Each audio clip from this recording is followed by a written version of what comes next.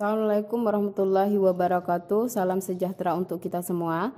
Baiklah, materi pembelajaran Mapel IPA kali ini materinya adalah perkembangbiakan tumbuhan Gymnospermae, Pteridophyta, dan Bryophyta. Setelah mengikuti materi pembelajaran kali ini, diharapkan kalian dapat mengidentifikasi perkembangbiakan vegetatif dan generatif serta perkembangan tumbuhan Gymnospermae, Pteridophyta, dan Bryophyta. Baiklah, kita mulai. Yang pertama adalah Gymnospermae atau tumbuhan berbiji terbuka. Pernahkah kalian memakan emping melinjo? Nah, emping melinjo ini berasal dari tanaman melinjo. Tanaman melinjo termasuk contoh tanaman Gymnospermae. Selain melinjo, banyak lagi tanaman Gymnospermae yang lainnya yang bisa kita temukan, misalnya pakis haji, kemudian ginkgo biloba, dan tanaman pinus atau cemara. Karakteristik dari tumbuhan Gymnospermae yang pertama, tanaman ini tidak memiliki bunga. Kemudian alat perkembangbiakan generatifnya disebut strobilus atau runjung jantan dan betina. Strobilus jantan terdapat mikrosporangia atau ruang-ruang spora. Di dalam sporangia, sel-sel akan mengalami pembelahan meiosis dan menghasilkan mikrospora atau spora jantan. Sedangkan mikrospora akan berkembang membentuk serbuk sari. Serbuk sari pada tumbuhan pinus memiliki sayap. Ini contoh strobilus pada tumbuhan pinus, strobilus jantan dan strobilus betina. Kemudian ada juga strobilus runjung jantan dan betina pada tumbuhan melinjo. Untuk strobilus betina tersusun dari banyak megasporopil atau daun menghasilkan spora. Setiap megasporopil mengandung 2 bakal biji. Bakal biji mengandung megasporangium atau kotak spora. Sel dalam megasporangium akan mengalami pembelahan meiosis dan menghasilkan megaspora atau spora betina. Inti megaspora akan mengalami mitosis membentuk sel telur.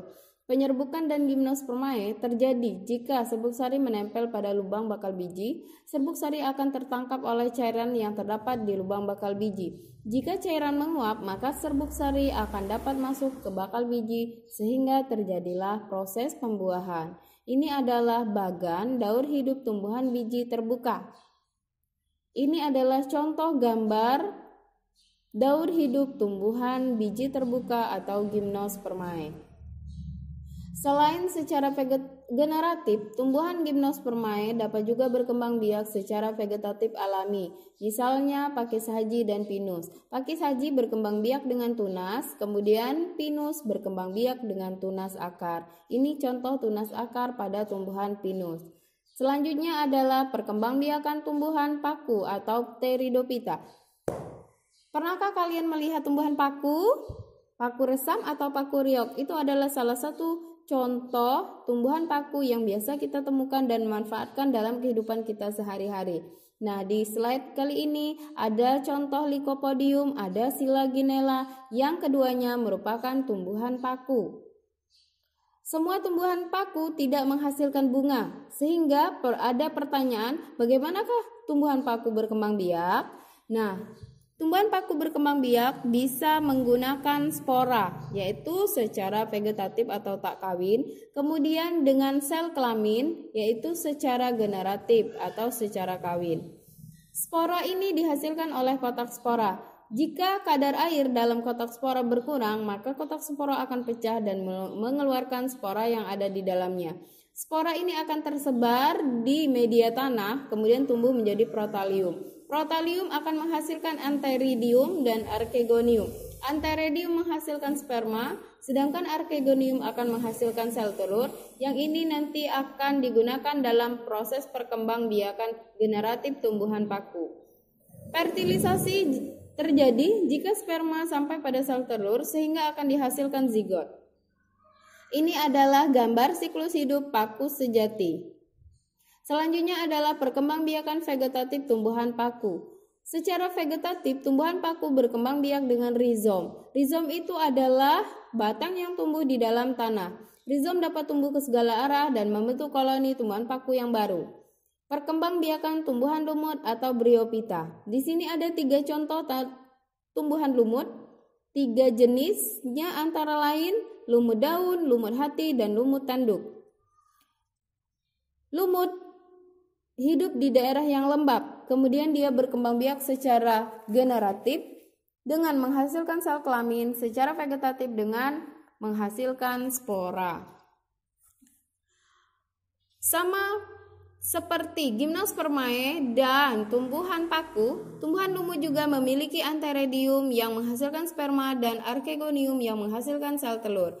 Kemudian, sel telur dan sel sperma ini akan mengalami fertilisasi membentuk zigot. Zigot ini akan tumbuh menjadi tumbuhan lumut yang dapat menghasilkan spora. Jika spora dihasilkan oleh tumbuhan lumut ini jatuh pada tempat yang sesuai untuk tumbuh dan berkembang, maka spora akan tumbuh menjadi protonema. Protonema inilah yang nantinya akan tumbuh menjadi tumbuhan lumut dan menghasilkan sel kelamin. Untuk perkembangbiakan vegetatif pada tumbuhan lumut dilakukan melalui kuncup dan gema dan melakukan fragmentasi. Fragmentasi terjadi jika tumbuhan lumut melepaskan sebagian tubuhnya untuk menjadi individu baru. Ada beberapa teknologi yang berkembang dari proses perkembangbiakan pada tumbuhan. Yang pertama adalah hidroponik. Apa itu hidroponik? Yaitu cara penanaman tumbuhan dengan menggunakan larutan nutrisi dan mineral dalam tanah dan tanpa menggunakan tanah. Contoh tanaman yang bisa kita budidayakan dengan teknik hidroponik misalnya adalah paprika, tomat, selada, timun, dan terong. Nah, pada gambar di bawah ini ada contoh tanaman kangkung dan sayuran sawi yang dibudidayakan dengan cara teknik hidroponik. Ini bisa kita praktekkan dalam kehidupan kita sehari-hari di rumah. Vertikultur, metode budidaya tanaman dengan cara membuat instalasi secara bertingkat atau vertikal. Tujuan dari teknik vertikultur ini adalah meningkatkan jumlah tanaman. Yang terakhir adalah kultur jaringan. Metode perbanyakan tumbuhan dengan cara mengambil suatu bagian tanaman seperti sel, jaringan, atau organ yang ditumbuhkan dalam kondisi steril pada medium yang mengandung nutrisi dan zat pengatur tumbuh atau hormon. Contoh tanaman yang dibudidayakan dengan kultur jaringan adalah anggrek. Baiklah, itu tadi paparan materi tentang perkembangbiakan tumbuhan Gymnospermae, Pteridophyta, dan Bryophyta. Sebelum mengakhiri pembelajaran kali ini, kalian harus mengisi kuis yang ada di bawah ini ya. Pertanyaannya adalah tuliskan cara perkembangbiakan vegetatif dan generatif tumbuhan berikut, yaitu Gymnospermae, tumbuhan paku, dan tumbuhan lumut. Selamat mengerjakan. Saya akhiri pertemuan hari ini. Wassalamualaikum warahmatullahi wabarakatuh.